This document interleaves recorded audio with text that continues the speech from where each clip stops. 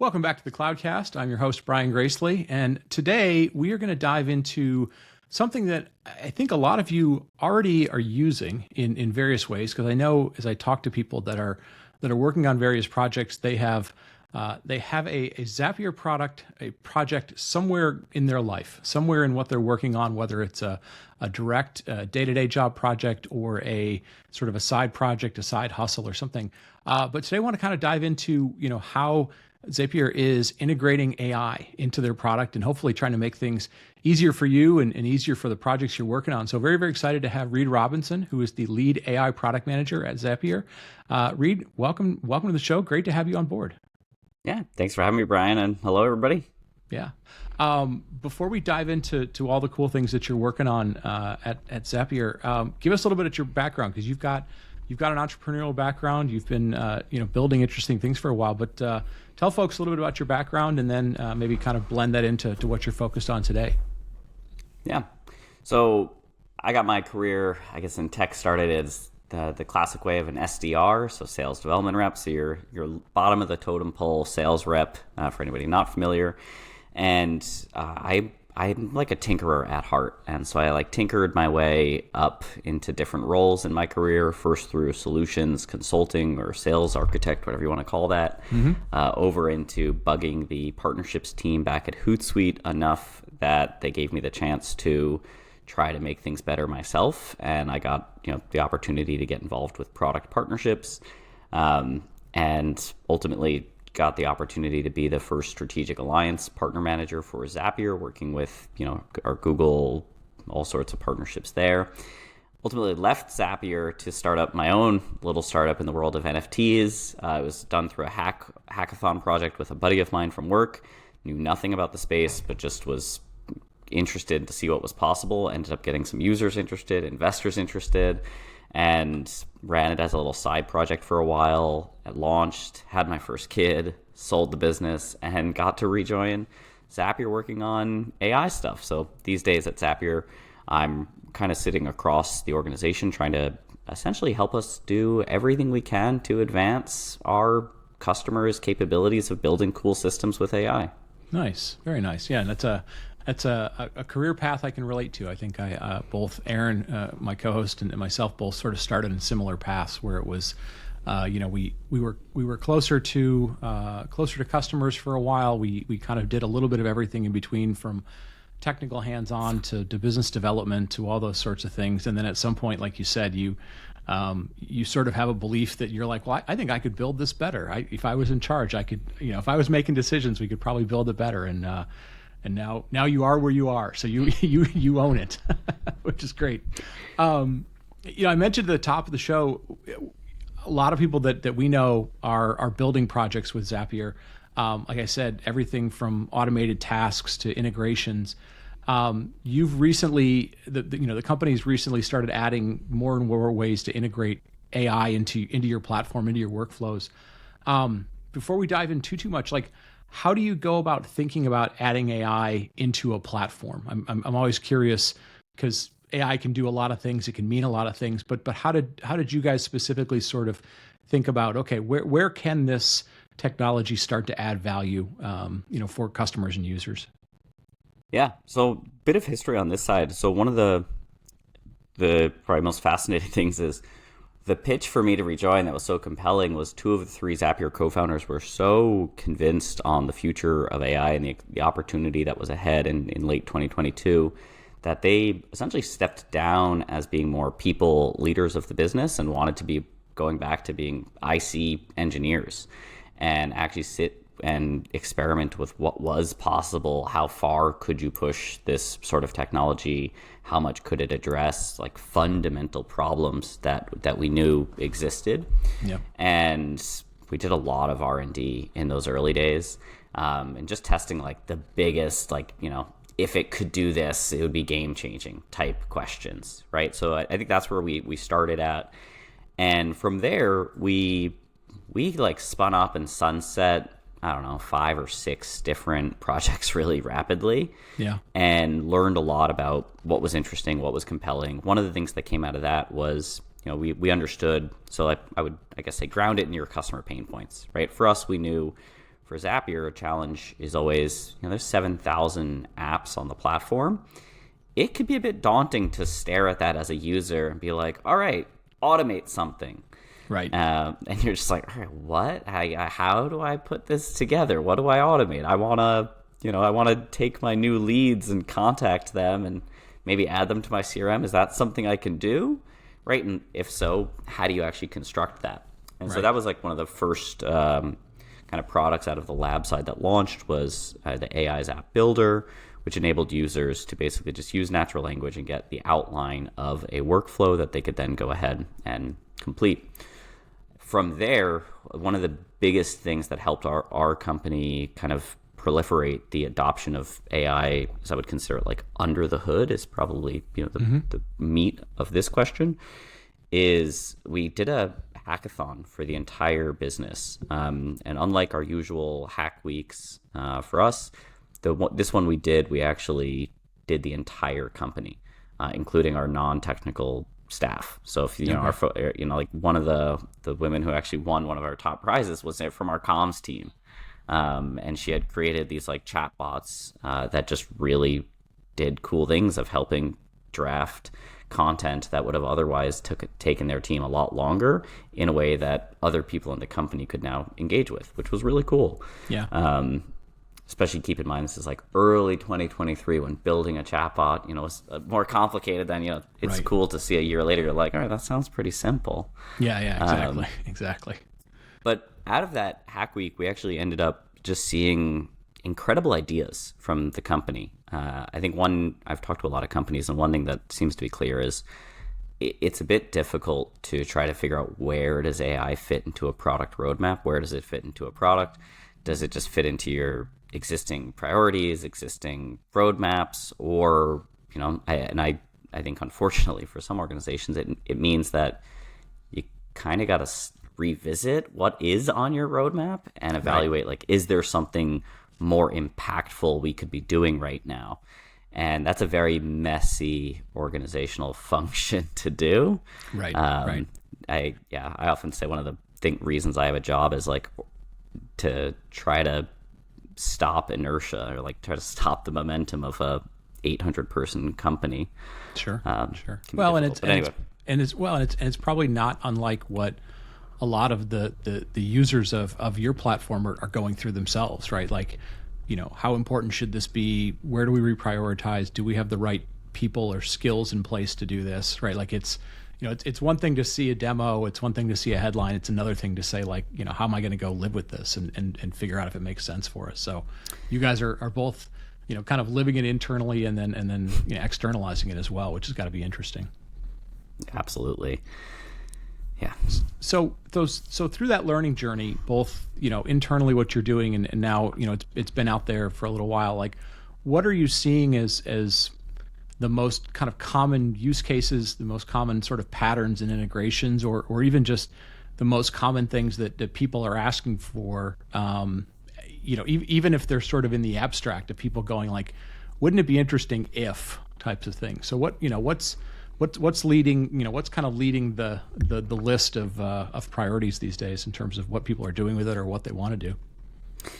Yeah, I mean, for us, we first launched our, probably the early days of. Actually, let me start by saying, the way I think about AI at Zapier, it kind of falls into three buckets. Number one is quite simply under the hood usage. How do we make it easier to use the product by leveraging AI and putting it at the right place and the right time in our users' hands?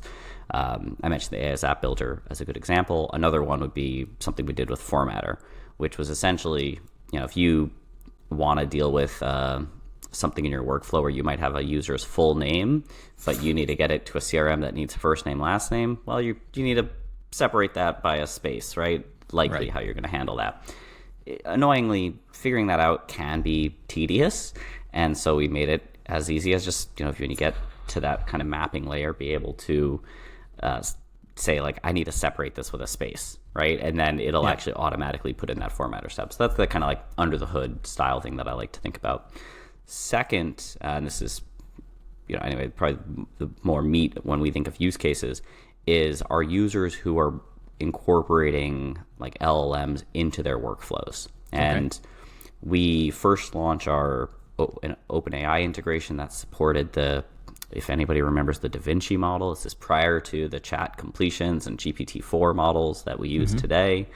And just saw an incredible adoption. Those became, the OpenAI app, then followed by the ChatGPT app, actually became our fastest growing apps ever, just like one after the other, which was cool to see. And users, it took us a little while, to be honest, to figure out what on earth people were doing with this. Yeah. Because it was a bit difficult I think a lot of people struggle with, like, what is just a demo? What is just, hey, this is cool? Versus a month later, 2 months later, this user, is paying for this at this point in time, right? So clearly they have value from it. And so for those use cases, we see things like content creation is actually our biggest one. So that's, write a long form Instagram post about blank topic following this format, right? It's things like that. That followed by people incorporating it into like chatbot style flows, particularly like Slack bots that they're potentially creating kind of more complex workflows from. A great example of this I like is I have one for a Slack bot that runs off my emojis that allows me to summarize a Slack thread and then condense it to a simple one line action item to put on my to-do list.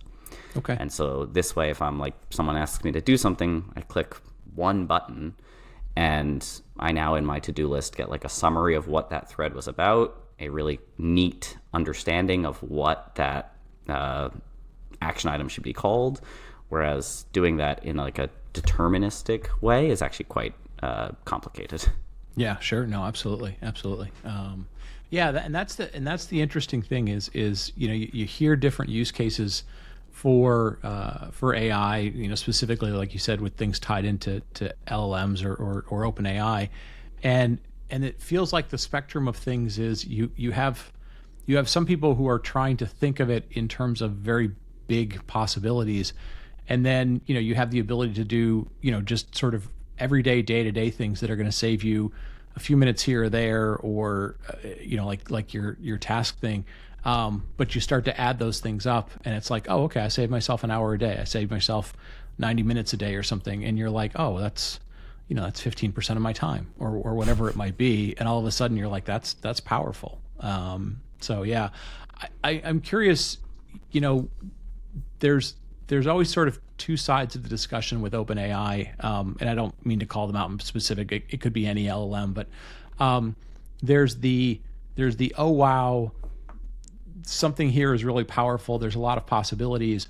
And then it feels like sort of the other end of the spectrum is, but we get hallucinations or we get, information that's not accurate. And I don't think as a species, we've yet kind of realized like, well, what is, we're sort of so used to computing kind of either giving us something that's accurate, a table out of a database or something, or it goes, here's an error of which we don't understand what the error means, but at least it's something that distinctly says like something's not right. Like, and LLMs are sort of this new thing of like, I'm going to be very confident in giving you an answer, but you're going to have to figure out if it's accurate or not. So I'm curious, long preamble to the question, as somebody who is sitting there with the platform or with the tools that are interacting with that, like how do you go about thinking about this integration point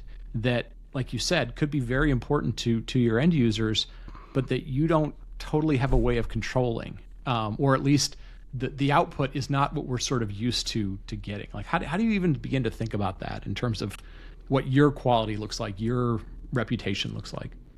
Yeah, it's a fun question. And, there's the side you talked about, which like, hallucinations, there's even just the fact that it is a non-deterministic system before you even get into hallucinations. And lastly, you get into this whole side of like the prompt injection, prompt defense, although that's sort of more nefarious side of it. Right. I'd say first and foremost is just some element of user education, right? Like those sorts of things are not well understood. I think the awareness of it is low at the moment. Right. And so I think first and foremost is just helping folks get an understanding for that. And, like we do a lot on our blog and contents and things that we linked out to, just like trying to share some of this stuff. I know even myself personally, I try to do more. But on a more concrete level, thinking about it in a workflow, that's where things like, drafts become really critical. And actually, I'll give you a real example. So when we launched that OpenAI integration and got it public, one of the use cases that started to emerge was using it as drafts for emails, right? Like you got an email, you automatically create a draft as a reply. And we actually observed really quickly that one of the issues that people were running into was that we didn't have an action for draft replies that kept it in thread. And so that was like the first action we built after we did the main OpenAI one. Mm-hmm. And since then, I think it's maintained that our users typically, and what we would typically promote, is like, yeah, you want some human in the loop review step for some things. Ultimately, each business at this point in time is going to decide like what are they willing to accept from a fully automated basis versus what are they willing to accept from I need to review this basis. Yeah. Right? Like your custom, and honestly, I think the whole world is trying to come to terms with that at the moment, which is really fascinating. For me, when I talk to folks on what they're setting up, it's about informing them of really what could go wrong so that they can make the best decision on their own systems and flows and all those sorts of things. Because we certainly have ones that do fully automated contacts, right? Or some sort of proper automation that does go. However, there's also ones that then do have a lot of human in the loop review, or ones that just go to a draft step. There's all sorts of funkiness that starts to emerge as a pattern. The last thing I'll say is just also trying to figure out, like, the other thing that comes with that question is like, what is the caliber of acceptable, like of good? Right. How do you evaluate that? That's also, quite honestly, it's a tricky problem, and I think most people just need to figure out like how can they get this thing as close to good as possible. And if they're feeling confident and it's good, great. If you're not, then draft state and human in the loop reviews. Highly recommend it. But at this point, definitely a lot of that kind of draft review motion, pretty important. Or just make sure it's like, for instance, I have ones fully automated, but the end output is like a note to me in Evernote or a Slack DM to me, right? Where it's not having an external component, it's not having an external action capable without me getting to review that. Right. Yeah, no, and I think I think at this point, it's like you said, a lot of it is, various levels of education, various levels of showing examples. And then, most likely, putting some things in place that sort of say, here's the things that you can do, kind of given what you might expect, right? And people are going to have different expectation levels. People are going to have, different things that they go, that's acceptable for my business. It could be an internal thing, it could be an external thing. And I think knowing, we have this weird, and again, I feel like it's just, we haven't figured out what the behavior should be because it's all so new. We're kind of used to technology either being this thing where it's ones or zeros, it's sort of yes or no, or when it's not yes or no, it's like, here's 10,000 nerd knobs we can give you to kind of tweak it to make you what you want. And we just haven't kind of figured out yet what the analogies are for those nerd knobs. Over time, I suspect we will figure out what those things are. I want to shift gears a little bit. A lot of folks who use Zapier today can build some fairly complex systems, can build complex workflows, things that are recursive and iterative and all sorts of things.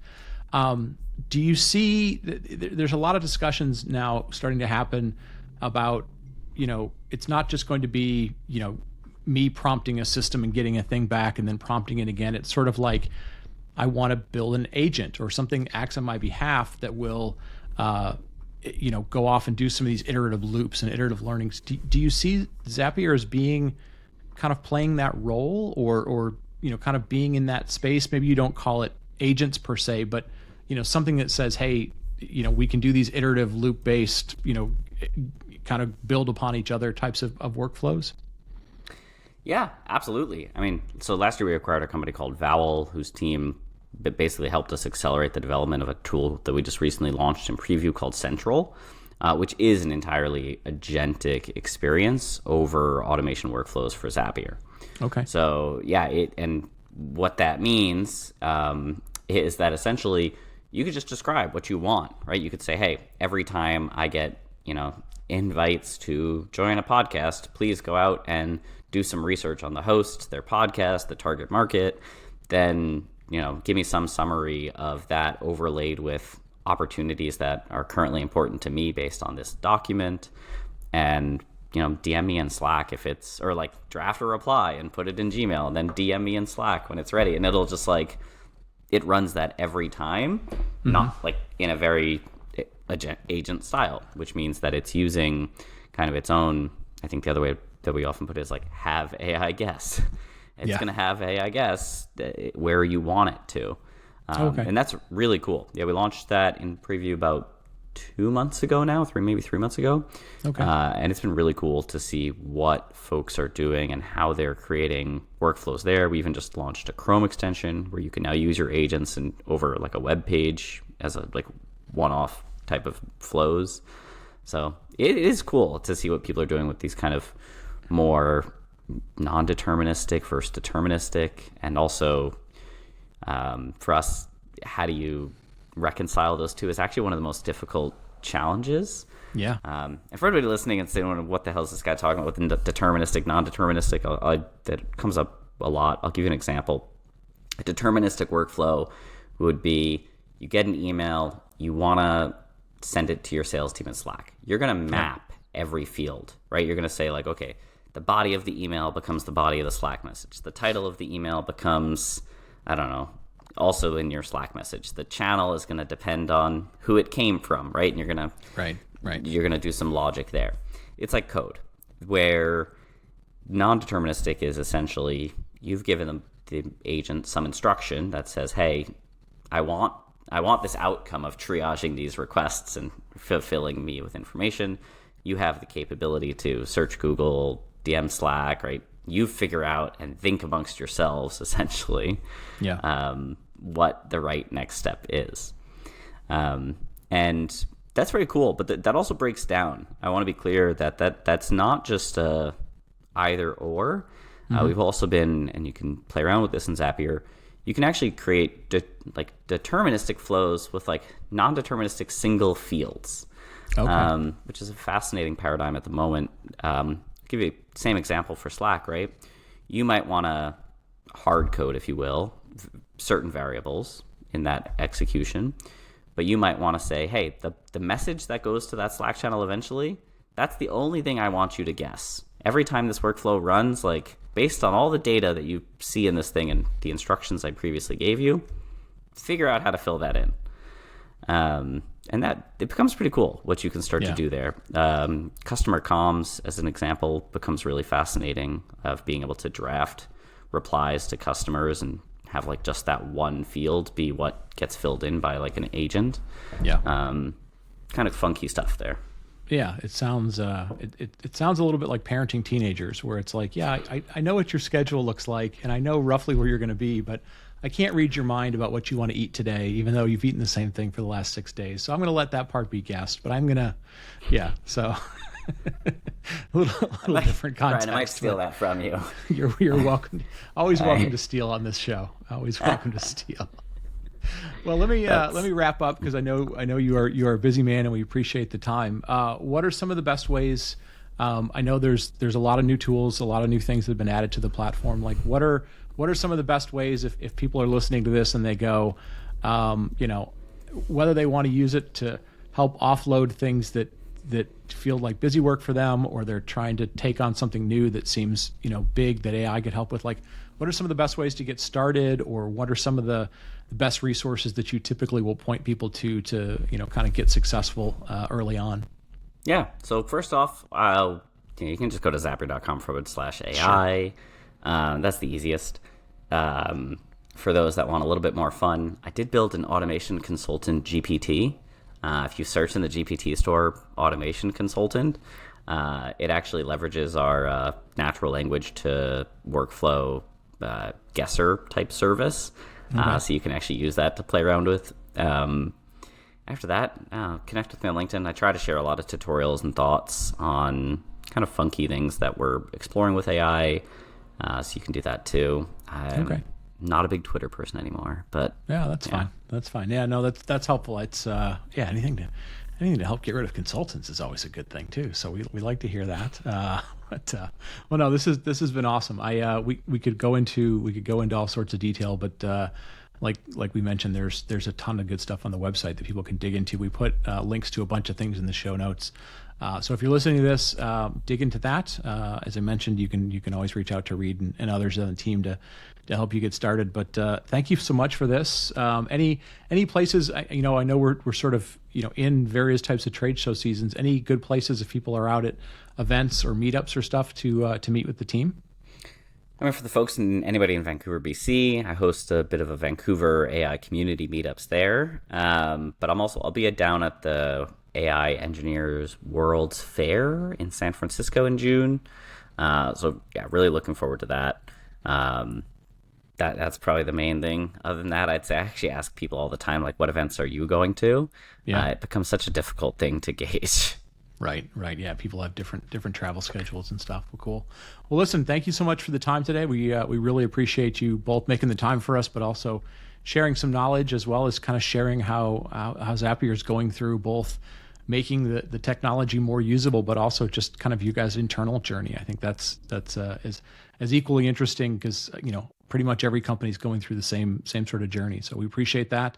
And folks, with that, on behalf of Aaron and I, we want to thank Reid for his time, and we want to thank you all for listening. Thank you all for telling a friend, helping us grow the Cloudcast community, and giving us feedback in all the places that you listen to your podcasts, and now on YouTube as well. So with that, we'll wrap it up, and we'll talk to you next week. Thanks for having me.